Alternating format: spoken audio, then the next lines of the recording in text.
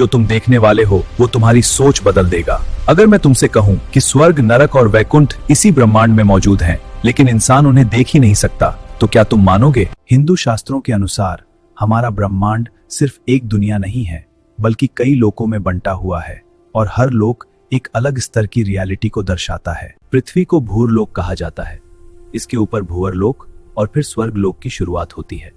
लेकिन ये दूरी किलोमीटर में नहीं बल्कि चेतना के स्तर में मापी जाती है। कहा जाता है कि स्वर्ग लोक एक ऐसा स्थान है जहां केवल सुख, शांति और दिव्य आनंद होता है। लेकिन हर रोशनी के पीछे एक अंधकार भी होता है और शास्त्रों में उसका भी वर्णन किया गया है। यह है स्वर्ग लोक, एक ऐसा दिव्य क्षेत्र जहां हर दिशा में प्रकाश और शांति का अनुभव होता है। यहाँ का वातावरण इतना सूक्ष्म भगवान माना जाता है कि इसे केवल महसूस किया जा सकता है, देखा नहीं है। शास्त्रों के अनुसार स्वर्ग कोई साधारण स्थान नहीं बल्कि एक उच्च चेतना का स्तर है, जहाँ आत्मा अपने अच्छे कर्मों के फल का अनुभव करती है और एक अलग ही रियलिटी में प्रवेश करती है। यहाँ के निवासी भी साधारण रूप में नहीं होते, बल्कि ऊर्जा और प्रकाश के रूप में मौजूद बताए जाते हैं, जिनकी चेतना और शक्ति मानव समझ से कहीं अधिक होती है।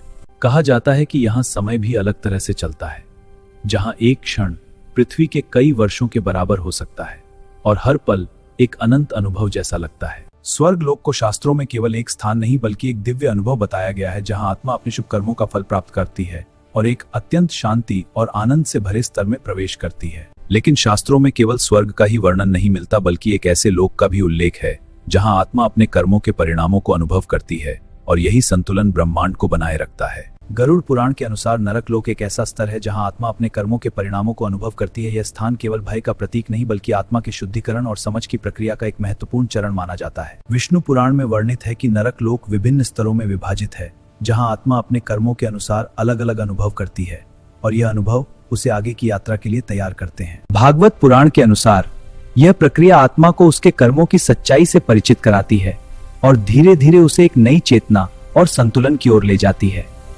उपनिषदों में बताया गया है कि आत्मा कर्मों के स्तरों को पार करके उच्च लोकों की ओर बढ़ती है, जहां केवल भौतिक नहीं बल्कि चेतना का विस्तार ही वास्तविक दूरी को तय करता है। ब्रह्म पुराण और भागवत पुराण के अनुसार ब्रह्मलोक सृष्टि का सर्वोच्च लोक माना गया है, जहां ब्रह्मा जी का निवास बताया गया है और यहाँ चेतना अपने सबसे उच्च स्तर पर पहुंचकर सृजन और ज्ञान की मूल ऊर्जा से जुड़ जाती है। भागवत पुराण के अनुसार ब्रह्मलोक वह स्थान है जहाँ ब्रह्मा जी सृष्टि का संचालन करते हैं और यहाँ आत्मा को सर्वोच्च ज्ञान और सृजन की शक्ति का अनुभव होता है।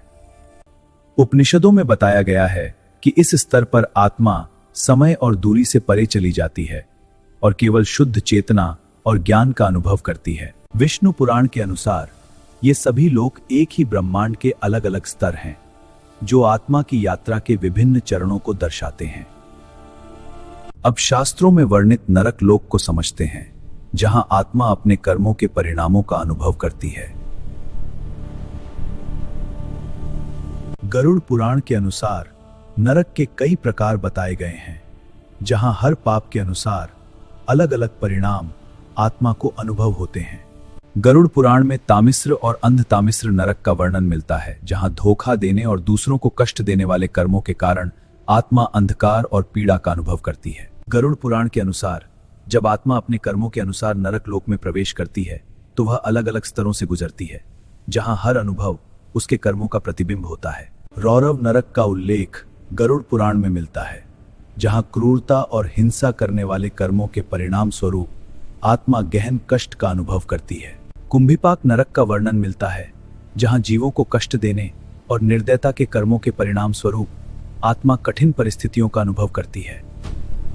असिपत्रवन नरक का उल्लेख है, जहां अधर्म और छल कपट से जीवन जीने वाले कर्मों के कारण आत्मा कठिन और तीव्र अनुभवों से गुजरती है।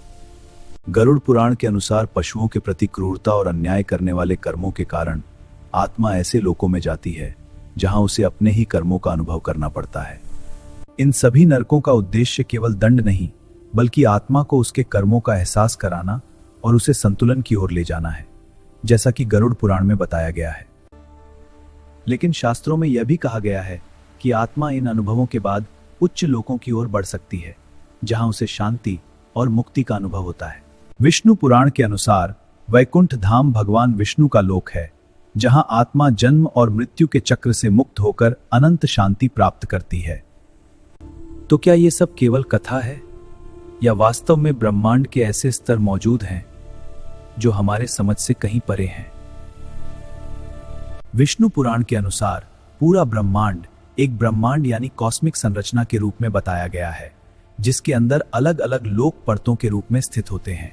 शास्त्रों के अनुसार सबसे नीचे भूरलोक यानी पृथ्वी, उसके ऊपर भुवरलोक और फिर स्वर्गलोक स्थित है, और इन सभी के ऊपर ब्रह्मलोक को रखा गया है। गरुड़ पुराण में बताया गया है कि नरक लोक पृथ्वी के नीचे के स्तरों में स्थित होते हैं, जहां आत्मा अपने कर्मों के अनुसार विभिन्न अनुभवों से गुजरती है।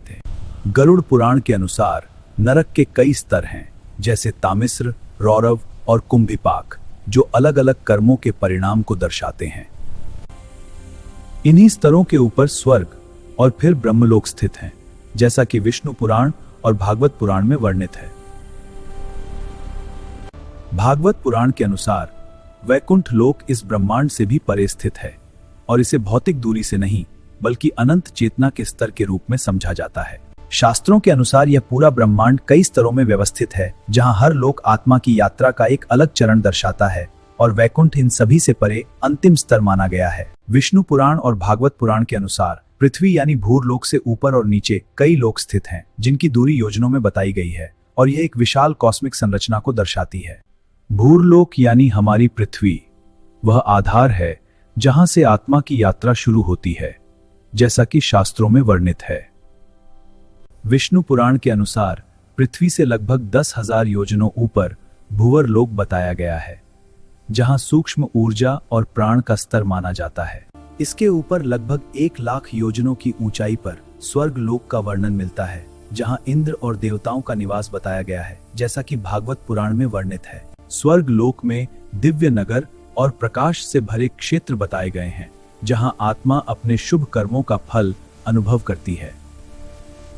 विष्णु पुराण के अनुसार स्वर्ग से ऊपर महरलोक स्थित है, जो लगभग 10 लाख योजनों के स्तर पर बताया गया है, और यहाँ उच्च ऋषियों का निवास माना जाता है। इसके ऊपर जनलोक का वर्णन मिलता है, जहां अत्यंत उच्च चेतना वाले महर्षि निवास करते हैं और ज्ञान का विस्तार होता है। भागवत पुराण के अनुसार तपोलोक और भी ऊंचे स्तर पर स्थित है, जहां तप और साधना की अत्यंत उच्च ऊर्जा विद्यमान होती है। ब्रह्म पुराण और भागवत पुराण के अनुसार ब्रह्मलोक सबसे उच्च भौतिक लोक है, जो करोड़ों योजनों के स्तर पर बताया गया है, जहां ब्रह्मा जी का निवास माना जाता है। भागवत पुराण के अनुसार वैकुंठ इस ब्रह्मांड से भी परे स्थित है, और इसे भौतिक दूरी से नहीं बल्कि अनंत चेतना के स्तर के रूप में समझा जाता है। विष्णु पुराण में वर्णित है कि वैकुंठ में जन्म और मृत्यु का चक्र समाप्त हो जाता है और आत्मा शाश्वत शांति का अनुभव करती है।